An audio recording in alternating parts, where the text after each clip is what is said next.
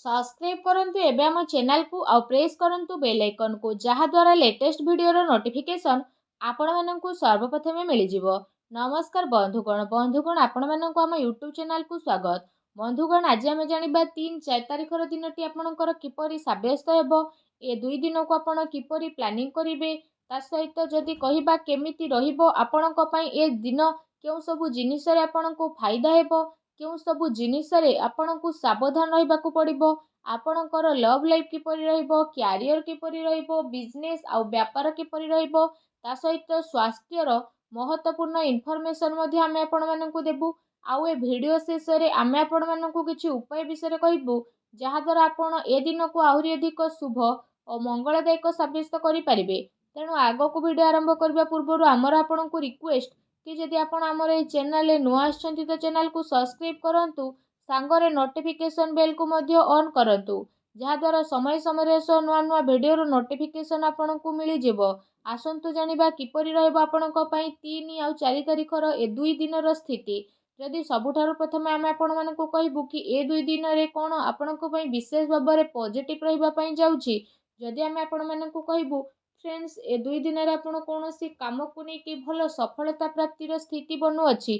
जदि आपण कौनसी भी प्रकारर कार्य योजना को विस्तार करबा पई चेष्टा करूथुले, किंबा कौनसी नुआ कार्यर आरंभ करबा पई चाहुथुले, तो विशेष भाबरे सेथिरे आपणको बहुत ही भलो सफलता प्राप्त हेबार जोग बनुछि।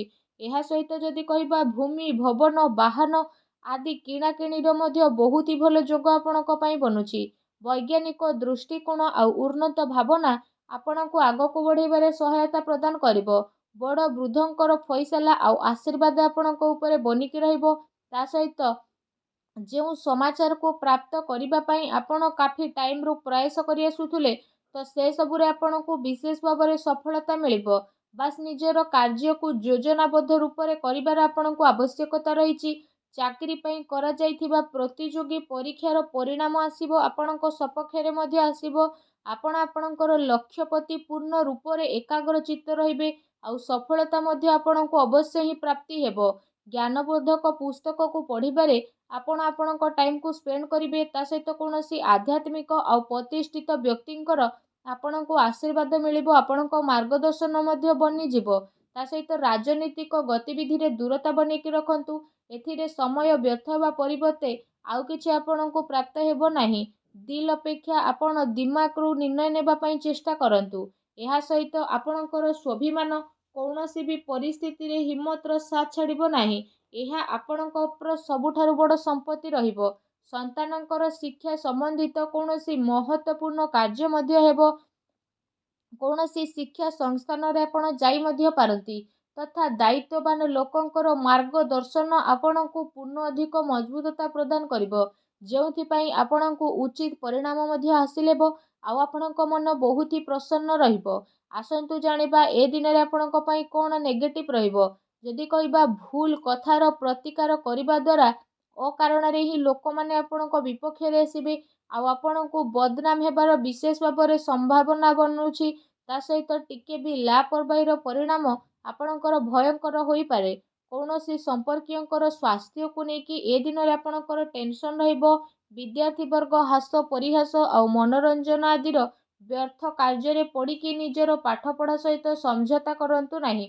पैसा मामला रे जदि कहिबा काहा उपरे आपण आदौ भी विश्वास करंतु नाही, एहा आपणको पई फायदावान साब्यस्त हेबो। राजनीति कार्य रे आपणको सावधान रहिबार आवश्यकता रहिछि। ता सहित कौनसी नुआ निवेश करिबा पूर्वरु आपण भल भाबरे जांच एवं पड़ताल करि नियंतु। ए समयर आर्थिक स्थिति आपणकर किछि भल रहिबो। घरर बड़ वृद्ध वरिष्ठ सदस्यंकर स्वास्थ्यर आपणको विशेष रूप रे ध्यान रखिबार आवश्यकता रहिछि। अजणा एवं अपरिचित लोकंक द्वारा व्यवहार रे लेन देन रे आपण सावधान रखिबार विशेष आवश्यकता रहिछि। खर्च उपरे भी नियंत्रण रखिबा, सेथि पई आपणको आर्थिक व्यवस्था रे मध्य काफी टाइम पर्यंत सुधारता आसीबो। ता सहित घरर लोकंक भितरे कौनसी हालका फुल्का नोक झोक मध्य होई पारे। एहा सहित विशेष भाबरे जदि कहिबा कौनसी संपर्कीयंक संबंधित कौनसी अप्रिय समाचार मध्य आपणको विचलित करि पारे। सेथि पई आपणको धैर्य एवं संयमता बनेकी रखिबार अति आवश्यक रहिछि। आसंतु जानिबा ए दिन रे आपणकर लव लाइफ किपरि रहिबो। ଯେଉଁ ଲୋକମାନେ ଏପର୍ଯ୍ୟନ୍ତ ସିଙ୍ଗେଲ ଥିଲେ ସେମାନଙ୍କ ଜୀବନରେ କୌଣସି ପ୍ୟାର ସାଥୀ ଆସିନଥିଲେ ଏବେ ଆସିବେ। ନିଜର ପ୍ରେମ ଜୀବନକୁ ଗଭୀର ଶାନ୍ତି ପ୍ରଦାନ କରିବା ଆଉ ଜଣକୁ ବୁଝିବାର ଦିନ ଅଟେ। ଜୀବନ ସାଥୀ ଏବଂ ପରିବାରଜନଙ୍କର ସହଯୋଗ ଆପଣଙ୍କର ଆତ୍ମବଳ ଏବଂ ଆତ୍ମବିଶ୍ୱାସକୁ ବଢ଼େଇବ। ତା ସହିତ ଆପଣ ଚିନ୍ତାମୁକ୍ତ ହୋଇକି ନିଜର କାମ ଉପରେ ଧ୍ୟାନ କେନ୍ଦ୍ରିତ କରିବେ। ଦାମ୍ପତ୍ୟ ସ୍ଥିତିରେ ଆପଣଙ୍କର ମଧୁରତା ଆସିବ। ତା ସହିତ ପରିବାର ଆପଣଙ୍କର ପ୍ରାଥମିକତା ରହିବ। ବିଶେଷ ଭାବରେ ଜୀବନସାଥୀ ଆପଣଙ୍କ ପରିସ୍ଥିତିରେ ପୂର୍ଣ୍ଣ ରୂପରେ ସହଯୋଗ ପ୍ରଦାନ କରିବ। ଏହା ସହିତ ମାତା ପିତା ଏବଂ ଘରର ବୃଦ୍ଧଙ୍କର ଆଶୀର୍ବାଦରେ ଆପଣ ଆପଣଙ୍କର ଆତ୍ମବିଶ୍ୱାସକୁ ମଧ୍ୟ ବନେଇକି ହିଁ ରଖିବେ। ତା ସହିତ ପରିବାରରେ ଏ ଦିନରେ ଶାନ୍ତିର ବାତାବରଣ ରହିବ। ସନ୍ତାନଙ୍କର ସହମତି ଏବଂ ଅଧ୍ୟୟନ ସମ୍ବନ୍ଧିତ ସ୍ଥିତି ଆପଣଙ୍କ ପାଇଁ ବନିବ। କୌଣସି ପୁରୁଣା ମିତ୍ର ମିଶିବା କାରଣରୁ ହାର୍ଦ୍ଦିକ ଖୁସି ଆପଣଙ୍କୁ ପ୍ରାପ୍ତି ହେବ। ଆସନ୍ତୁ ଜାଣିବା ଏ ଦିନରେ ଆପଣଙ୍କର ବ୍ୟବସାୟ କ୍ୟାରିୟର କିପରି ରହିବ। ଯଦି କହିବା ଏ ଦିନ ଆକସ୍ମିକ ଧନଲାଭର ପ୍ରବଳ ହିଁ ଯୋଗ ବନୁଛି। ପ୍ରତିସ୍ପର୍ଦ୍ଧା ଉପରେ ଆପଣ ବିଶେଷ ଭାବରେ ବିଜୟ ପ୍ରାପ୍ତ କରିବେ।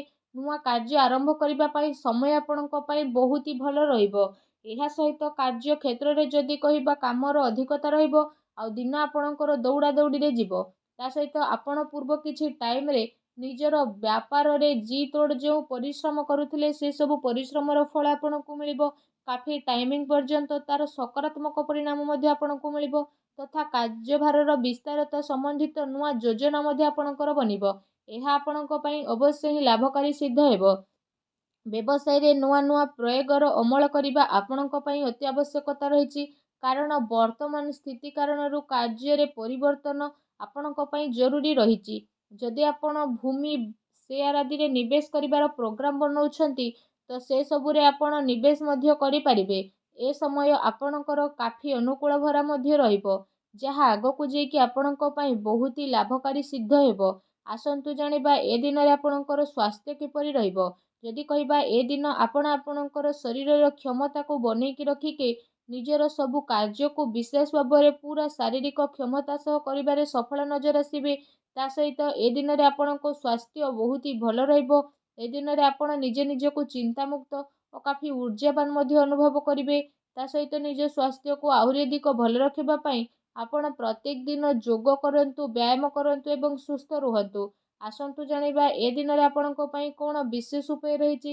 ଏ ଦିନରେ ଆପଣ ସ୍ନାନ ଆଦି ବିଶେଷ ଭାବରେ କରିସାରିବା ପରେ ଲାଲି ରଙ୍ଗର ଚନ୍ଦନ, ଲାଲ ଗୋଲାପର ଫୁଲ ତଥା ଏସବୁକୁ ଆପଣ ଲାଲ କପଡ଼ାରେ ବାନ୍ଧିକି ଭଗବାନ ବଜରଙ୍ଗବାଲୀଙ୍କ ମନ୍ଦିରକୁ ଯାଇକି ଭଗବାନ ବଜରଙ୍ଗବାଲୀଙ୍କ ଚରଣରେ ରଖିକି ଆସନ୍ତୁ ଓ ନିଜର ମନୋକାମନା ମାଗନ୍ତୁ। ଏପରି କରିବା ମାତ୍ରେ ହିଁ ଭଗବାନ ବଜରଙ୍ଗବାଲୀ ବହୁତ ଜଲ୍ଦି ପ୍ରସନ୍ନ ହେବେ ଏବଂ ଆପଣଙ୍କର ସମସ୍ତ କଷ୍ଟକୁ ଦୂର କରିବେ। ଯାହା ବି ଆପଣଙ୍କ ଜୀବନରେ ପ୍ରୋବ୍ଲେମ ଚାଲୁଥିଲା ସବୁ ପ୍ରୋବ୍ଲେମର ଅନ୍ତ ହେବ ଏବଂ ଆପଣଙ୍କ ଜୀବନରେ ଖୁସିର ଆଗମନ ହେବ। ଆଶା କରୁଛି ଆଜିର ଭିଡ଼ିଓଟି ଆପଣଙ୍କୁ ଭଲ ଲାଗିଥିବ। ଭିଡ଼ିଓଟି ଭଲ ଲାଗିଥିଲେ ଭିଡ଼ିଓଟିକୁ ଲାଇକ୍ କରନ୍ତୁ। ଚ୍ୟାନେଲରେ ନୂଆ ଆସିଥିଲେ ଚ୍ୟାନେଲକୁ ସବସ୍କ୍ରାଇବ୍ କରନ୍ତୁ। ଧନ୍ୟବାଦ।